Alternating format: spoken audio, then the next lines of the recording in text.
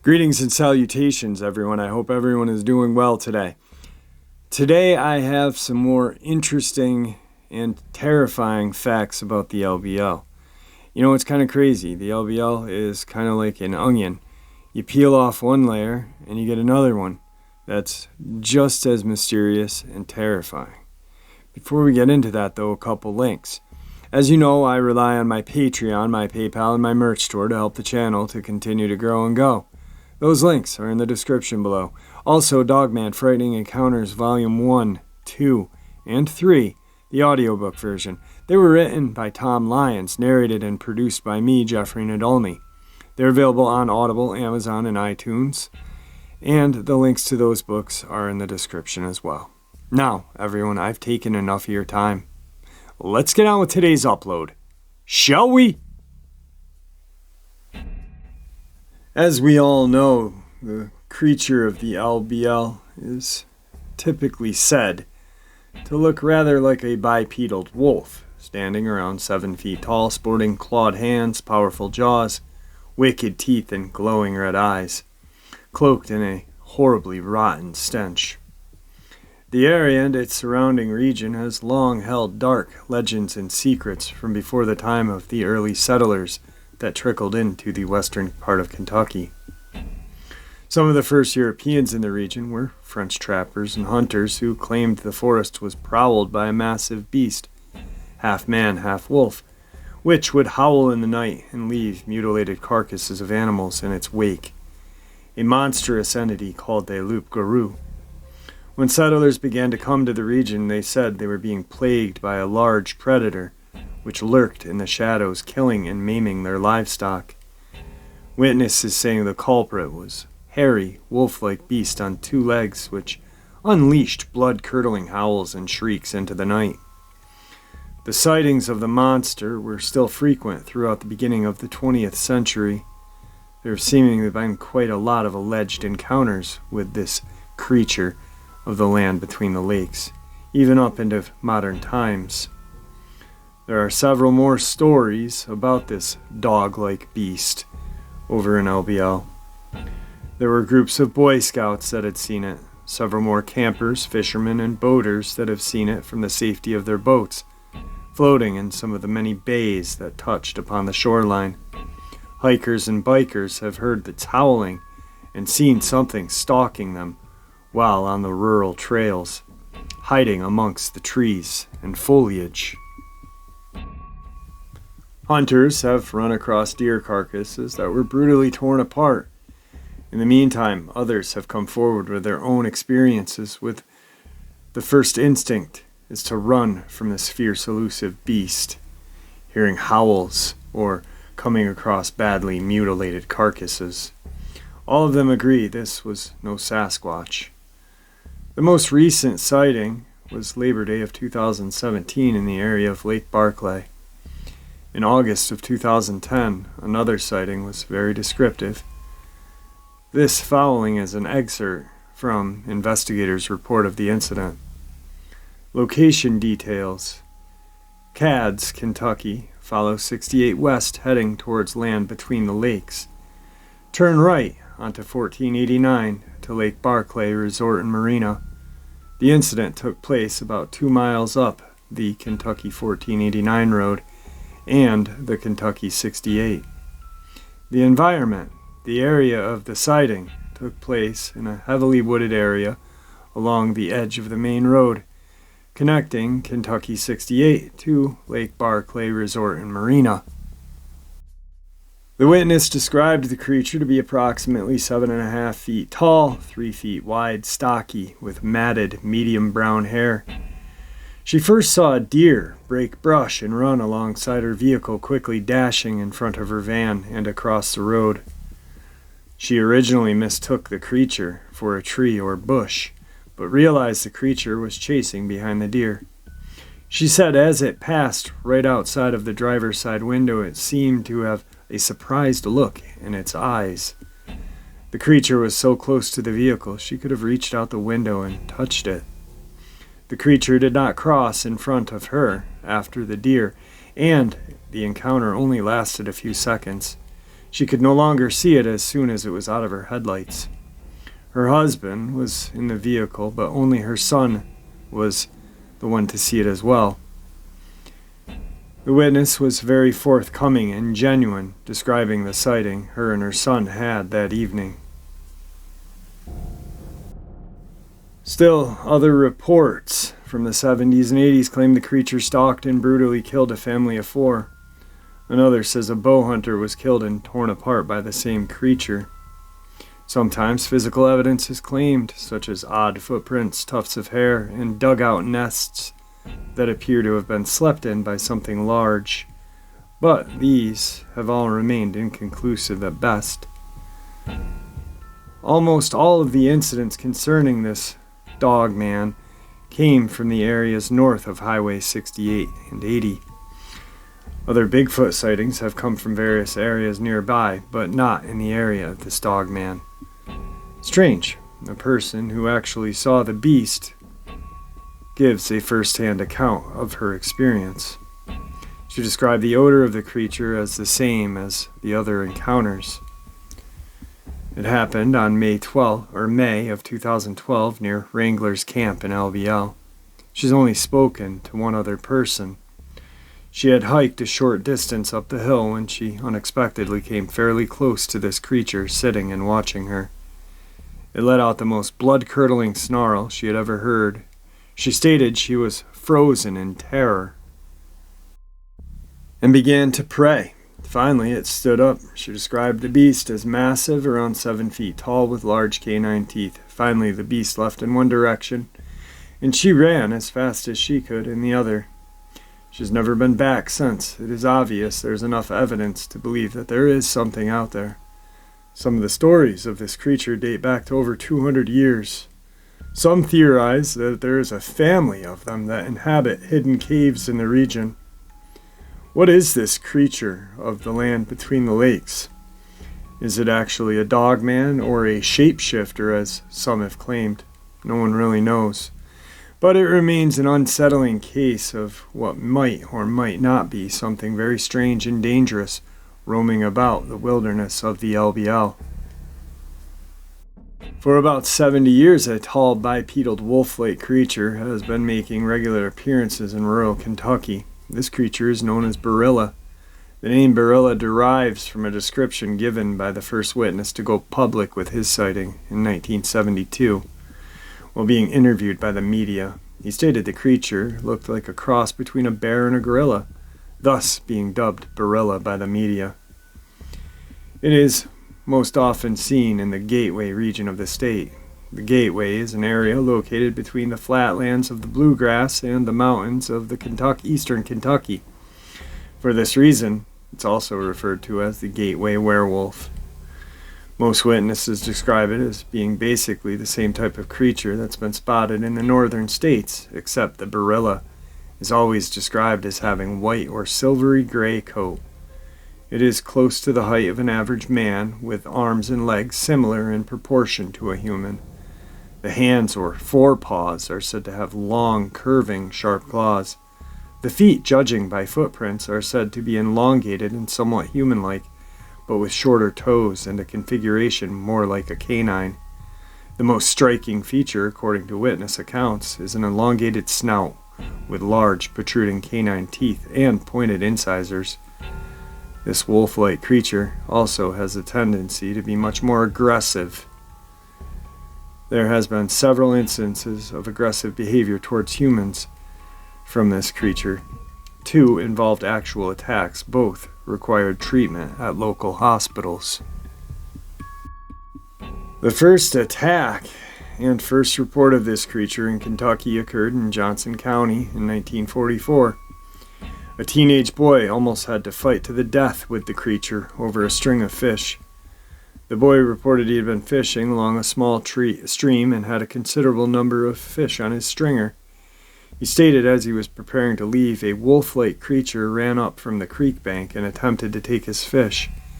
It was described as having silvery gray hair and standing about 6 feet tall. The boy attempted to keep the fish, but he was soon overpowered and the creature made off with his catch. The boy stated that the creature walked off and actually turned and smiled at him. The boy was treated at the local hospital for lacerations and shock. The story was never made public, but information of the incident was leaked out by one of the attending medical personnel on duty at the time. The second attack happened in '72 along Hingston Creek in Bourbon County. Here, an early morning squirrel hunter was attacked and suffered deep lacerations across the back and legs. The unfortunate hunter stated he was attacked from the rear and pushed down on the ground. The hunter did not get a good look at the creature. He only saw its hands and a few brief flashes of the rest of its body. He described it as white or silvery with hands that were basically like humans, only much longer fingernails, and they were covered with white hair. The creature then proceeded to basically bounce him up and down. The hunter credits his escape from a possible real death by playing dead. The horrified victim could not think of any possible way he could have provoked this attack. He states, "It just came out of nowhere and jumped me." This dogman-like creature also seems to have the uncanny ability to escape pursuers after the attack from the hunter. A local group of men formed an old-fashioned posse and went in search of this creature. Around dusk, the group, with the assistance of hunting dogs, seemed to have cornered the creature in an old barn. When the men and dogs attempted to enter the barn, the dogs cowered and whimpered in fear. The posse then decided to surround the barn and wait for daylight. The next morning, the dogs rushed in without showing any fear. To everyone's surprise, the barn was empty. Whatever frightened the dogs that night before was now gone. None of the hunters reported seeing anything leave the barn. The only signs anything had been in the barn were what appeared to be claw marks on the wall of the barn. It appears the creature had climbed to the top of the barn and simply vanished. Some of the last known sightings in the Gateway area occurred in '99. Near Moorhead, Kentucky, a couple observed two of these creatures standing in a clearing near Highway 60. When they attempted to photograph the unusual duo, the creatures bared their fangs and emitted low growls. Needless to say, the couple fled the area immediately. These creatures also seem to inhabit areas around Ashland, Kentucky. Like their northern counterparts, these entities seem to enjoy hanging out in cemeteries. In the '80s, the Ashland Cemetery was a hot spot for sightings of dogman-like creatures. It was often seen running between headstones and jumping the wall of the surrounding cemetery. The witnesses all commented that the creature had incredible leaping power. It was said to have taken great joy in chasing humans, and at one point cornered two lawmen sent to investigate a sighting. The startled lawmen stated the creature came within 30 feet of them and paced back and forth between the gravestones, growling. The creature eventually got bored with harassing the officers and wandered back into the cemetery. The remarkable leaping power of this beast was once again demonstrated on a lonely Greenup County back road in 2001. A couple, driving separate cars, encountered this creature running down the middle of the road toward them. Instead of going around both cars, it simply leapt over both of the cars and continued its journey down the middle of the road.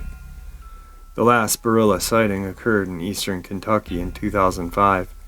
A homeowner turned on his porch light to investigate a strange noise. He was startled to observe what he first thought was a child. But after getting a better look, he decided this was no child, at least not a human one. He described it as being 3 feet tall, covered with hair, and having a dog-like face. Whatever it was made a hasty retreat when it realized that it had been discovered. So there's some interesting encounters and attacks. Now, interestingly enough, when you look up the brutal murder that happened in Knott County by the child Gov'T, Barilla comes up. Google it, and Barilla will come up, or Google Barilla, and that incident will come up in Knott County. That's kind of weird. Here's another couple weird things. Now, as we all know, hunting deer is, not only beneficial for the hunters who can pack their freezer, but it is good for the environment. Otherwise, the deer will overpopulate the area, become sick, and just pretty much become a burden on the environment in the area that it's at. That's why hunting is legal and not looked down upon. But, there's still rules and regulations to follow. Well, not with the Dogman, because deer are declining at land between the lakes. Officials at L.B.L, National Recreation Area, say hunters should expect more restrictive deer hunting regulations on the 170,000 acre federal property for 2016 season. Kentucky's archery deer hunters can expect more restrictive regulations for L.B.L area of 2016-17 season. The reason: deer numbers are dwindling on the 40-mile long, 10-mile wide, heavily timbered peninsula that separates Lake Barclay and Kentucky Lake, and includes parts of Lyon and Trigg County in Kentucky and Stewart County in Tennessee, according to L.B.L Wildlife Program Manager Steve Bloomer. "We have seen a decline in deer numbers," said Bloomer, especially on the Kentucky side. A major change for Kentucky hunters will be the elimination of bonus deer, with the exception of the L.B.L youth quota hunt. All deer taken off the L.B.L in 2016 will count toward the regular season's bag limit. Currently, L.B.L deer are bonus deer and do not count toward the statewide bag.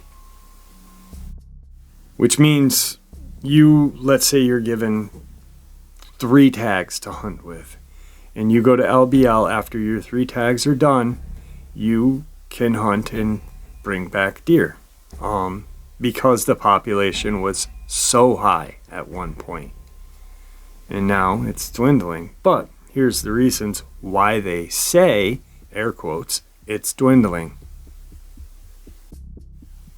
Neither Kentucky State Wildlife nor federal L.B.L game officials could provide an estimate of the L.B.L deer herd, but both Bloomer and Gabe Jenkins, deer program coordinator for Kentucky Department of Fish and Wildlife Resources, are convinced that the L.B.L numbers are in decline. They've seen a pretty significant population decline, noted Jenkins, and are concerned.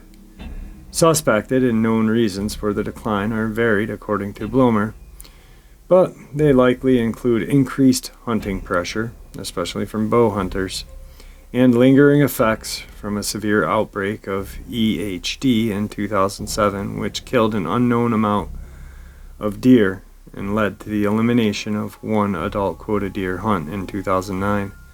Bloomer said coyote predation is also taking an unknown amount of deer in L.B.L. The changing habitat is also a major factor. Bloomer and Jenkins agree that the absence of open land at the L.B.L is detrimental to deer numbers. Approximately 94% of the property is heavily forested. L.B.L has traditionally been rich with whitetails, and one thing that has shifted in the half-century since the property came under federal control is the expansion of forest canopy. In the mid-60s, the property had at least 18% of open land. Today, it's fewer than 7%. Deer and turkey benefit from the mix of forest and open land habitat.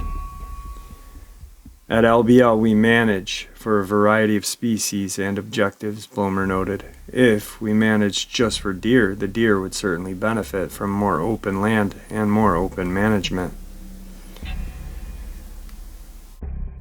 Jenkins states that the state game agency will conduct a deer health survey on L.B.L in August. Results should be available by late this year or early 2017. Mass produced by area's vast hardwood forest does provide an excellent whitetail food source, but that is only available for a few months, and the availability of acorns and other nuts vary from season to season. The mixture of open land and forest, which provides sunlight and fresh forest floor growth, is optimal deer cover and habitation.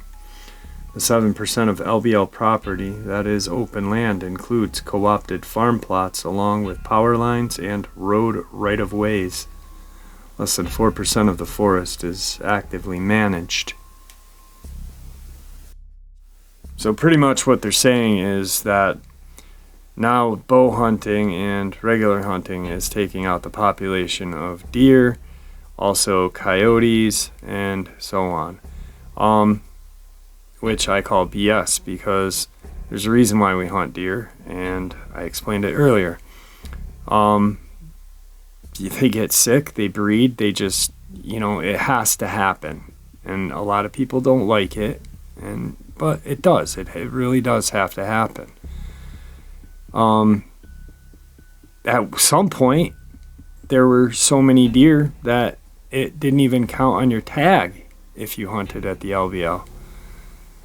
So, I mean, that makes no sense. What, because there's a couple thousand more bow hunters, we're going to just completely eradicate a population of white-tailed deer in Kentucky?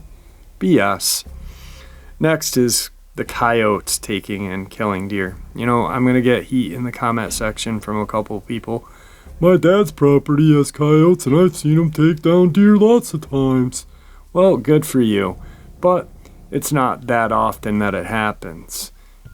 Sure, it happens, but, the chance of me walking down the sidewalk and smelling a fart in the wind happens too. But, it's not going to lead to the mass eradication of white-tailed deer in the L.B.L. And then the forest growth. Well, forest growing is great.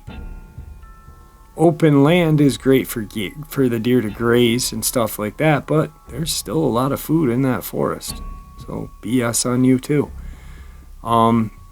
It's just another reason, right there. The reason why all of this is covered up is because of tourist money.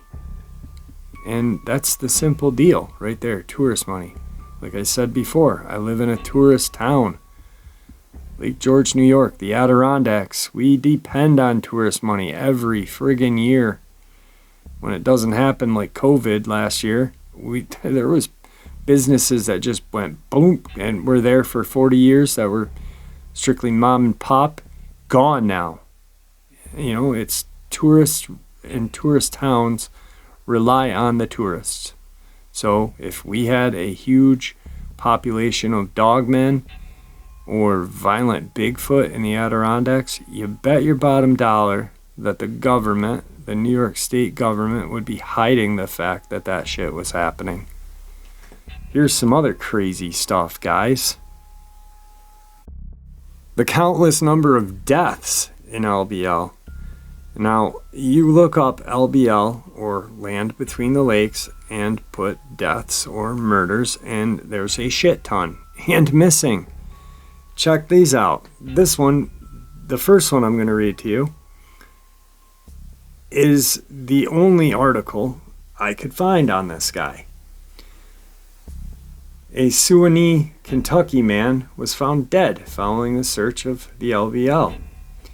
Robert Puryear, 46, was found dead Sunday morning by police dogs under the direction of Kentucky State Police Trooper Mike Turnbow and Beth Inman, a canine investigator with McCracken County Coroner's Office. He was pronounced dead at the scene by Lyon County Coroner Ronnie Patton.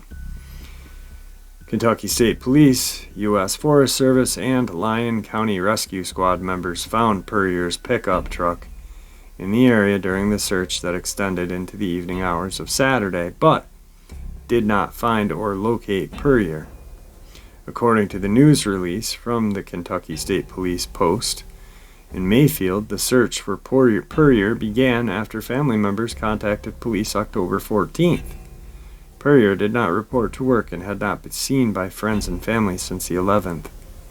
Kentucky State Police spokesperson said morning that additional information concerning the investigation into the cause of death will not be available. This happened in 2005, August 24th, this article came out. Nothing talked about an autopsy being released, no other additional information being released. Why? Why, you ask?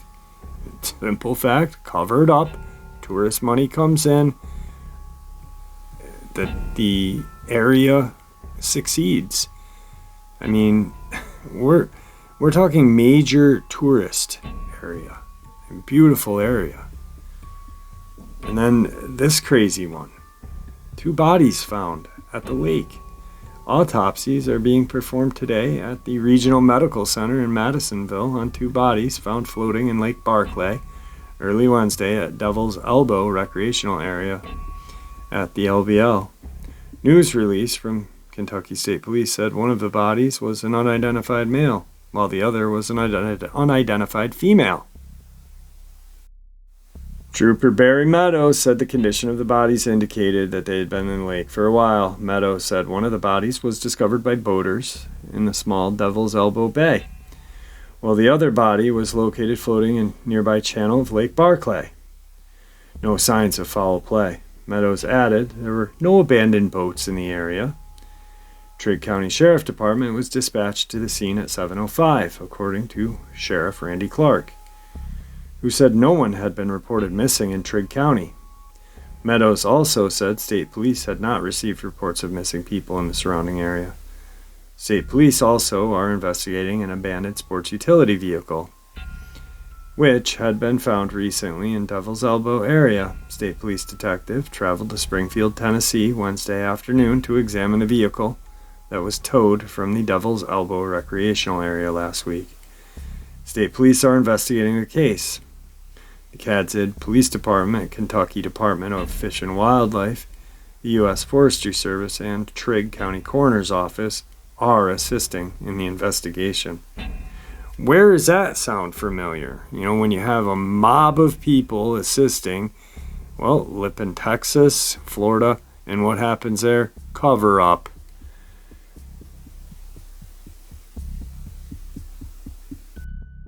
And that's just a couple. I mean, literally just a couple. I got a couple more sitting here, but I mean, they're crazy. There's one lady's been missing for 22 years, and they actually, back in 96, she went missing. They tried to blame it on some teenagers, but there was no foul play and no anything. They are still searching for this poor old woman.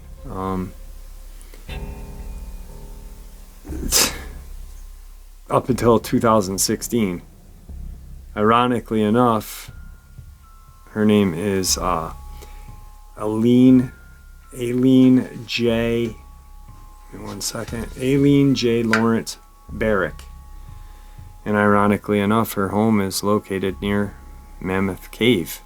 We all know what goes around in Mammoth Cave. There's been reports of Dogman, reports of Sasquatch. Supposedly the government has gone in, and I guess a story I heard, I don't know if it's true or not, but a story I heard at one time in the early 80s or early 90s that the G-men went in and forced this guy who had property near the cave. They pretty much did eminent domain, forced his ass out of the property. Why? Well, because there's something there to hide. It's only right in front of your face, you know, and the media and the government think we're retarded. And I know that word's not politically correct, and I apologize for using it. I really do. They think we are just plain out dumb, which we are not. And we only want the truth, and we only want the answers. Why? So we can go out in the woods and actually enjoy ourselves. That's why. Alright guys, I hope you enjoyed today's upload as much as I enjoyed sharing it with you. And with that, I'm going to bid you all farewell and see ya!